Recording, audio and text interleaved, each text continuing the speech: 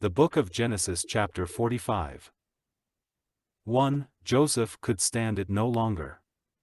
There were many people in the room, and he said to his attendants, "Out, all of you." So he was alone with his brothers when he told them who he was. 2. Then he broke down and wept. He wept so loudly the Egyptians could hear him, and word of it quickly carried to Pharaoh's palace.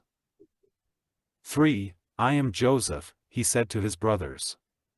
"Is my father still alive?" But his brothers were speechless. They were stunned to realize that Joseph was standing there in front of them. "Please, come closer," he said to them. So they came closer. And he said again, "I am Joseph, your brother, whom you sold into slavery in Egypt." 5. But don't be upset, and don't be angry with yourselves for selling me to this place. It was God who sent me here ahead of you to preserve your lives. 6. This famine that has ravaged the land for 2 years will last 5 more years, and there will be neither plowing nor harvesting. 7. God has sent me ahead of you to keep you and your families alive and to preserve many survivors. 8. So it was God who sent me here, not you. And he is the one who made me an advisor to Pharaoh, the manager of his entire palace and the governor of all Egypt. 9. Now hurry back to my father and tell him, "This is what your son Joseph says, God has made me master over all the land of Egypt. So come down to me immediately."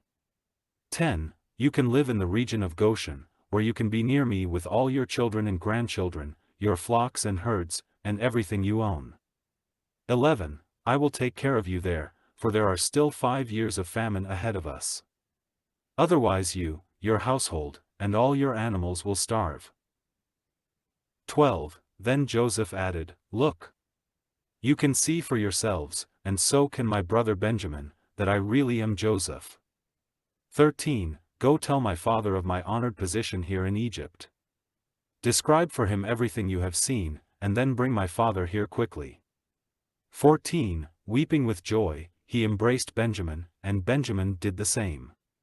15. Then Joseph kissed each of his brothers and wept over them, and after that they began talking freely with him. 16. The news soon reached Pharaoh's palace, "Joseph's brothers have arrived." Pharaoh and his officials were all delighted to hear this. 17. Pharaoh said to Joseph, "Tell your brothers, this is what you must do, load your pack animals, and hurry back to the land of Canaan. 18. Then get your father and all of your families, and return here to me.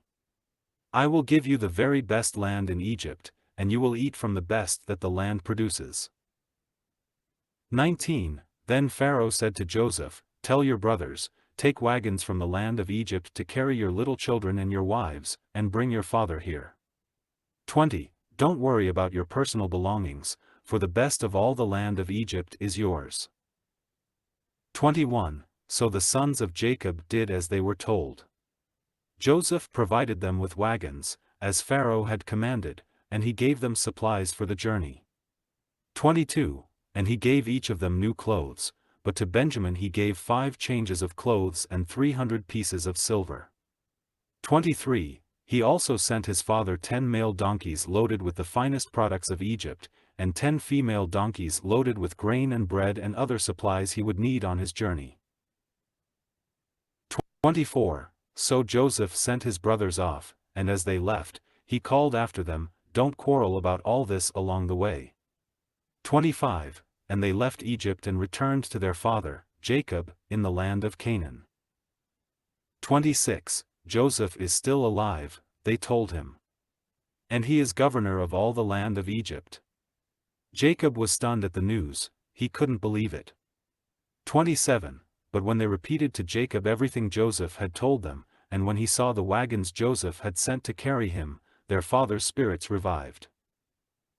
28. Then Jacob exclaimed, "It must be true. My son Joseph is alive. I must go and see him before I die."